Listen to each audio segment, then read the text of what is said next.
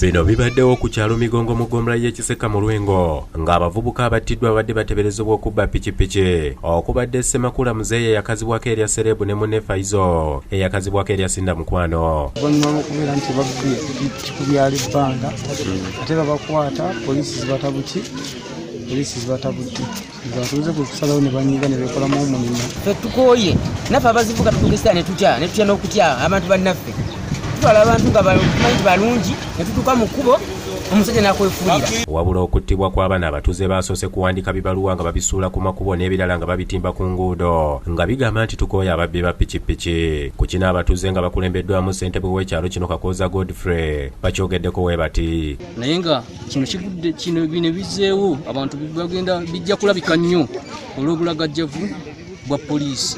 Bwe bakwata abantu ng'abo nnaku nga 2 nga 3 nga badda kati babakwatako ne babatwala ng'ebizibiti weebiri ne babagira. Kati saawa eno ngenza okubuuliriza nga bamenye ennyumba y'omutuuze omu ne babbamu piki 2. Abaana bo bavudde dda nga bateeberezebwa okubanga era babatuuzaako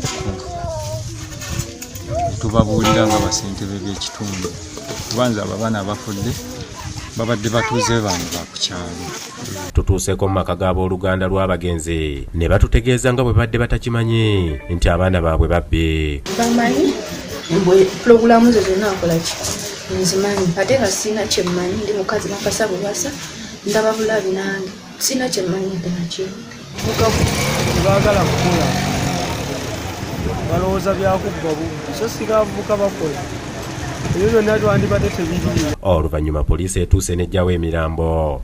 Mu ngeri y'emu abasirikale ababadde mu motoka ya poliisi namba UP 1500 ebadde ekulembedde konvoyi ekoze akabenje n'emmotoka ya buyonjo ekika kya Kuluga namba UBA olw'endanda mu Nyavi ne bannansi ba Sudaani basimatuse okufiira mu kabenje kano bwe zitomereganye mu nkulungo y'ekifo ekimanyiddwa nga Mukyanga ekajjansi munisipaali y'e Makindye. Kyendabidde ddala kubanze mbaddewo Omusudaani avudde eri ngajja yabadde avuga emmotoka eyo Pathway Matuseeri nejja n'etomera emmotoka eno. Naye kati enkya tubadde tugenda nakukola pate nga wano wiiki eweze nga tufunyeewo accident. Naye kati pate yaffe bagisazizaamu kubanga tufunye accident. Obulijjo bwekubira omulanga basobole okubanga bateekawo ebitaala poliisi tubagamba tebafaayo. Naye olwayo kinsanyusizza nti emmotoka eya poliisi yeekoze accident. Wetuukidde mu kifo kino ng'abafunye akabenje baddusiddwa mu ddwaliro wabula ng'emmotoka zikyali mwala. Tusaba batuyambe wano kubanga abantu bafudde okumala wano bateekewo ettaawo wano tuyambibwe. Wiiki ewedde abantu 7 wano bajjawo nga bafudde. Bateekewo ettaawo kubanga abaana baffe basalira wano okugenda ku ssomero n'okuvaayo. Kituyisa bubi nnyo buli we tulaba omusaayi wano tetumala wiiki nga tetulabye ku musaayi.